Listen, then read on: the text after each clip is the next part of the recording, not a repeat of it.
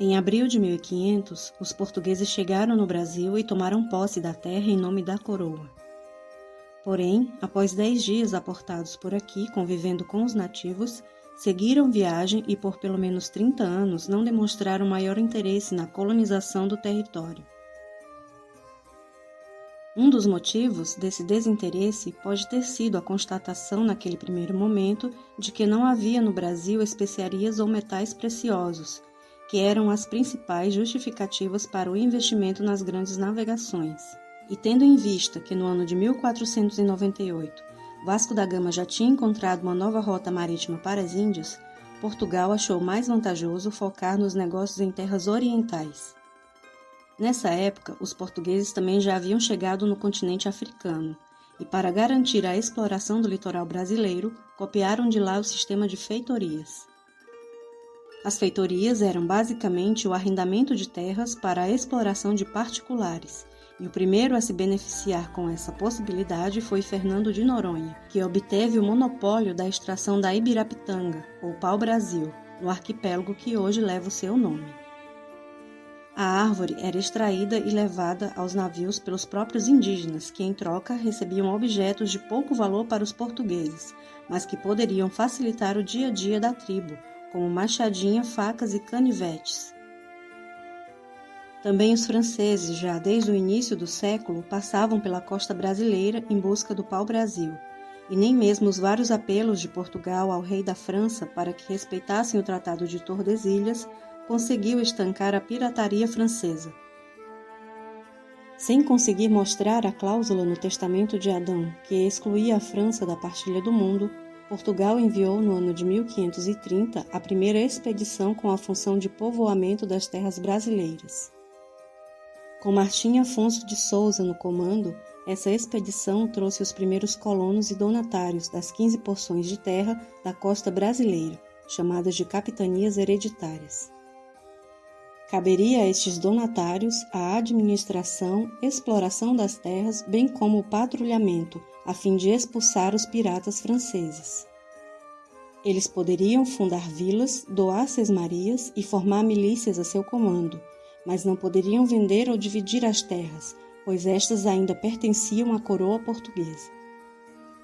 Por diversos fatores, entre eles a própria resistência indígena aos colonizadores, somente 2 capitanias prosperaram. Na capitania de Pernambuco, o donatário Duarte Coelho logo percebeu que o solo de Massapê era propício ao cultivo da cana, e já em 1542 requereu a Dom João III o envio de escravizados da Guiné para trabalhar nas lavouras e engenho. A capitania de São Vicente estabeleceu-se em uma região já habitada por europeus antes mesmo das ordens para povoamento. Eram náufragos ou degredados que conseguiram viver entre os indígenas e implementar alguns de seus costumes nas tribos. Um deles, João Ramalho, ganhou a confiança do chefe dos tupiniquins ao se casar com sua filha e facilitou a manutenção da capitania apoiando Martim Afonso e o colono Brás Cubas. Os portugueses conseguiram também tirar proveito dos conflitos entre as tribos, que já ocorria muito antes da sua chegada. E assim, aprisionaram e escravizaram vários indígenas para usar como mão de obra nas terras. A dificuldade de estabelecimento das capitanias, as derrotas militares do Marrocos, a saturação do comércio das Índias e também as notícias sobre o descobrimento de metais preciosos nas colônias espanholas fizeram com que Portugal decidisse ter maior controle no Brasil através de um governo centralizado.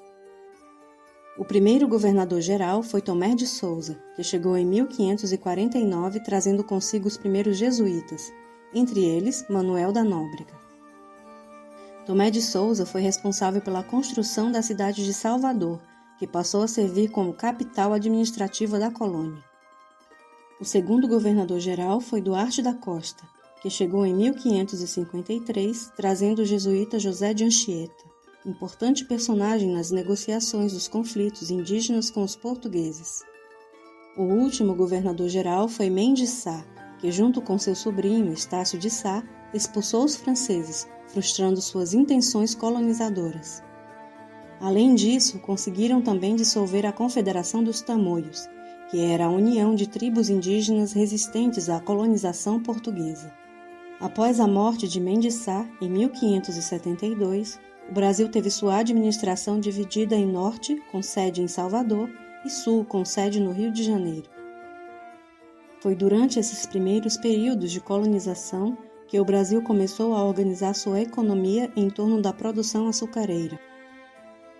Em 1560, já havia por aqui aproximadamente 62 engenhos, funcionando com mão de obra de escravos africanos trazidos das colônias portuguesas.